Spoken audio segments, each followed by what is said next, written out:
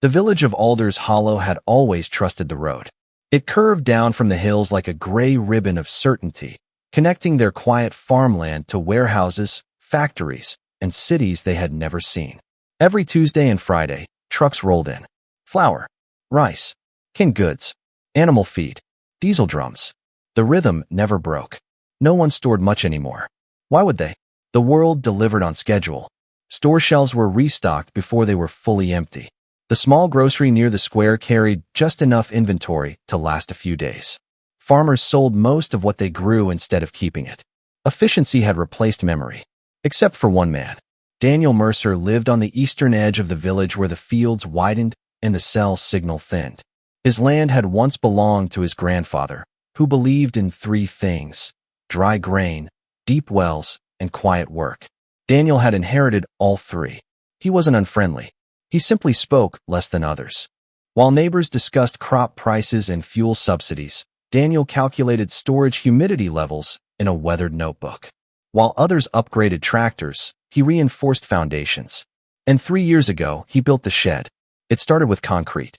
He poured a foundation thicker than necessary, installed moisture barriers beneath it, added ventilation ducts angled to avoid direct rain exposure.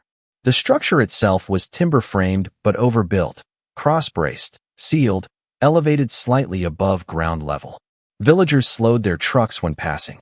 Planning to store the whole harvest of the county, someone shouted once. Daniel only smiled faintly and kept measuring. Inside the shed, rows of sealed grain barrels lined the walls.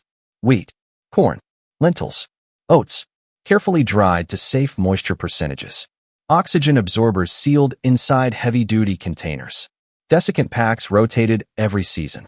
He labeled everything by date. He rotated stock methodically. He tracked temperature swings through winter and summer. When asked why, he answered simply, "Supply chains are systems. Systems fail." Most people laughed at that.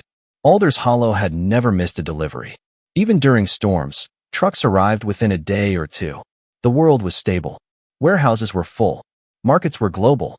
Daniel's preparations felt theatrical. Planning for the apocalypse. The shopkeeper once joked while scanning his purchase of additional sealable drums. No, Daniel replied evenly. Planning for interruption. The distinction amused no one but him. Over time, the shed became a quiet landmark. Children rode bicycles past it. Teenagers leaned against its outer wall at dusk. Older farmers shook their heads. "He's tying up capital in bags of wheat," they muttered. Dead money. But Daniel understood something the others didn't calculate. Food in motion isn't food in possession. The road brought abundance, but it also carried dependency. Late one autumn evening, while reviewing commodity reports on a slow satellite connection, Daniel noticed irregularities. Freight delays on major highways, labor shortages at distribution hubs, fuel price volatility, minor disruptions, reported blandly in financial language. Nothing dramatic, just friction. He began increasing his storage quietly, not hoarding wildly, not panicking, adjusting. He purchased additional grain from neighboring farmers at fair prices, installed another row of shelving, reinforced the ventilation system, added a manual grain mill mounted to a steel bracket. When asked again about the expansion, he answered the same way. Redundancy. The village trusted the road. Daniel trusted preparation. Winter passed uneventfully. Spring planting came and went. Then early summer arrived with headlines no one in Alders Hollow read carefully. Port congestion, transport strikes in neighboring states, a refinery fire hundreds of miles away. The grocery store still had bread. Diesel pumps still worked. Feed trucks still arrived on Tuesdays and Fridays. Until one Tuesday, they didn't. The absence felt small at first. The store owner assumed mechanical trouble. "They'll be here tomorrow," he said casually. Tomorrow came without engines on the horizon. Friday passed. No trucks. No explanation.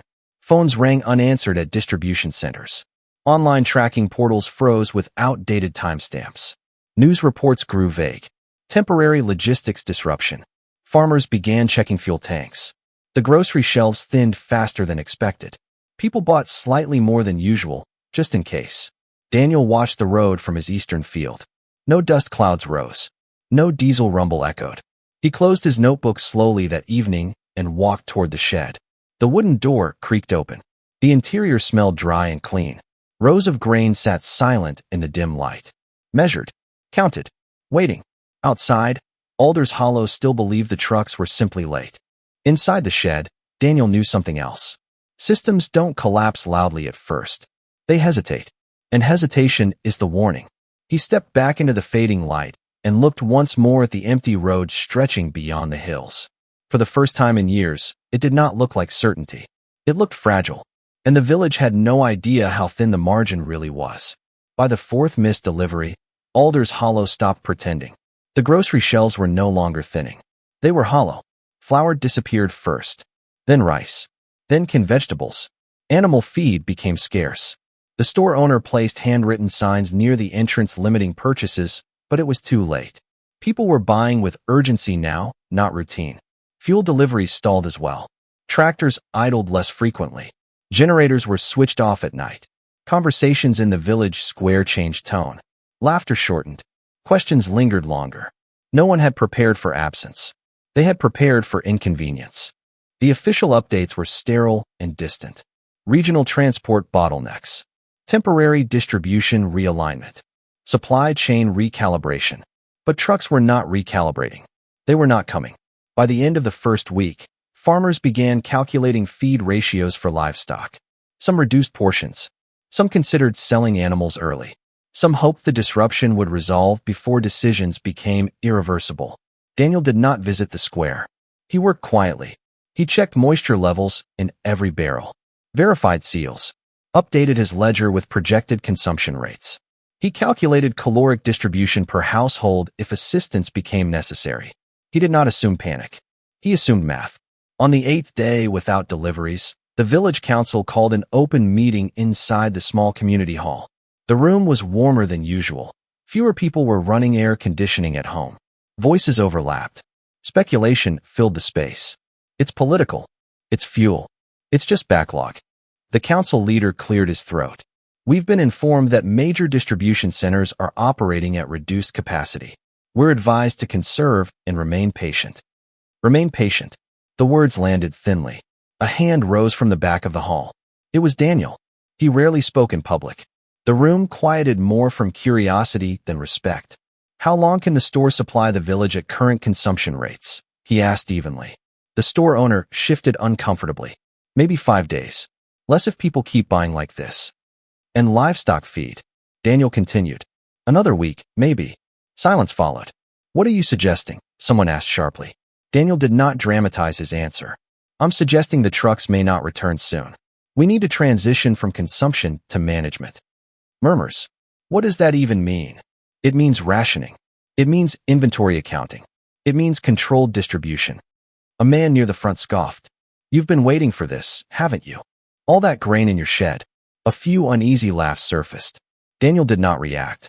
I've prepared for interruption, he said calmly. Not for profit. The word hung there. Profit.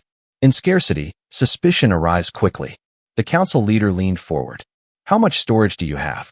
Daniel answered precisely. Enough to supplement the village for approximately 6 weeks at controlled caloric allocation. Longer if we reduce waste and coordinate livestock adjustments. The room shifted. 6 weeks. Not abundance. Time. And time changes decisions. Why didn't you tell us to prepare? Someone demanded. I did, Daniel replied quietly. 3 years ago. No one laughed this time. The next morning, a line formed outside the grain shed. Not chaotic. Not yet. Daniel opened the doors and stepped aside, revealing rows of sealed containers. The sight unsettled people more than empty shelves had. This was food. Tangible. Measured. Real.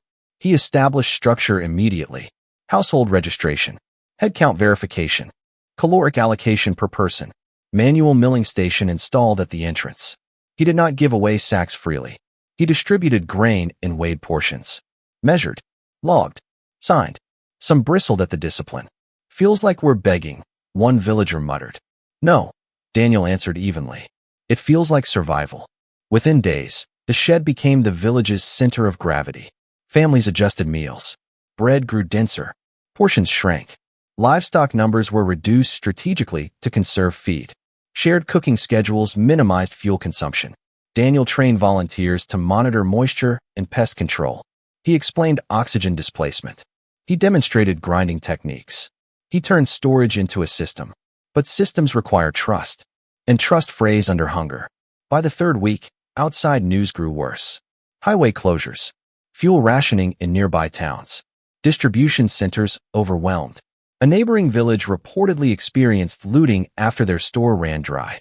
The rumor traveled faster than fact. That night, two unfamiliar vehicles rolled slowly through Alder's Hollow, headlights off. Daniel saw them from his porch. They passed once, then again. He did not panic. He moved grain barrels deeper inside the shed, reinforced the crossbar on the main door, installed battery-powered perimeter lights he had prepared years earlier. Preparation, he knew, was not just about food. It was about stability. The next afternoon, a small group from a neighboring settlement arrived openly this time. They had heard about the grain. Their faces were not aggressive. They were tired. "How much do you have?" one asked directly. "Enough for this village," Daniel replied. "And us." Daniel paused. This was the fracture point. If he overextended, everyone would suffer. If he refused entirely, tension could ignite. He did not answer immediately. Instead, he asked a question. "How many people?" 30. He calculated quickly. 30 more mouths would reduce sustainability by nearly a week. Nearly a week meant margin loss. Margin loss meant risk.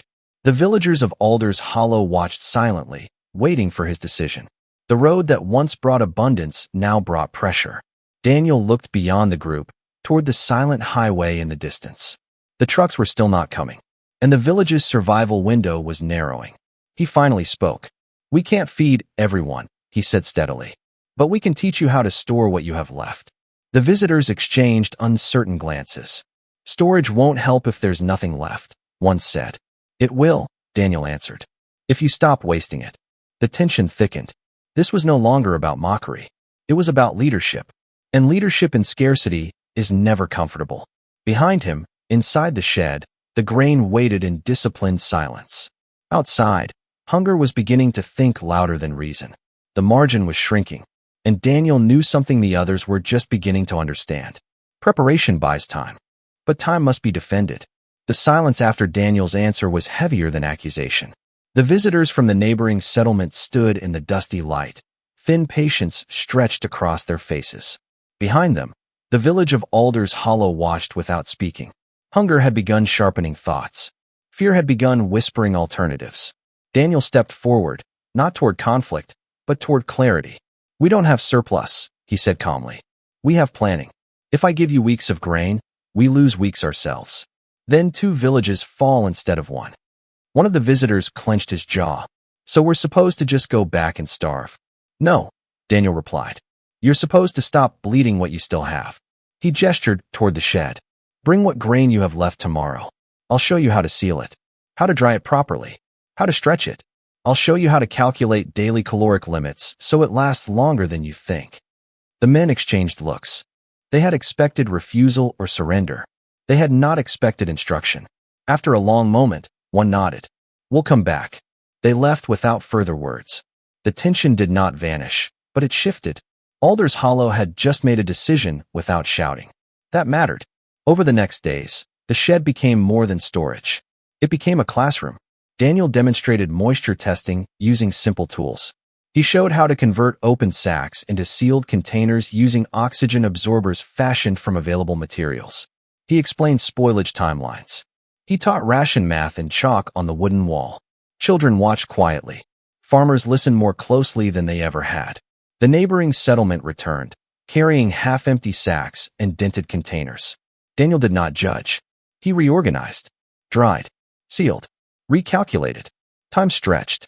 Rations tightened. The village learned discipline. By the 4th week, hunger was present but controlled. No one was comfortable. No one was careless either. Shared meals became routine. Fuel use was coordinated. Livestock numbers stabilized at sustainable levels. Then the news finally broke clearly. National distribution systems had fractured deeper than expected. Several fuel terminals were offline.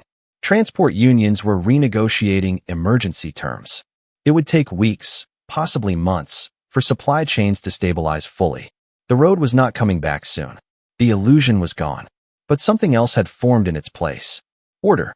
By week 6, Daniel's projections were holding. The stored grain had been distributed precisely.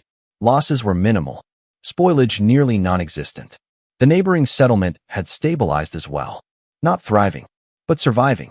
And survival, in a system failure, is success. Then, one early morning, a low vibration rolled across the fields. It was faint at first, then unmistakable. An engine.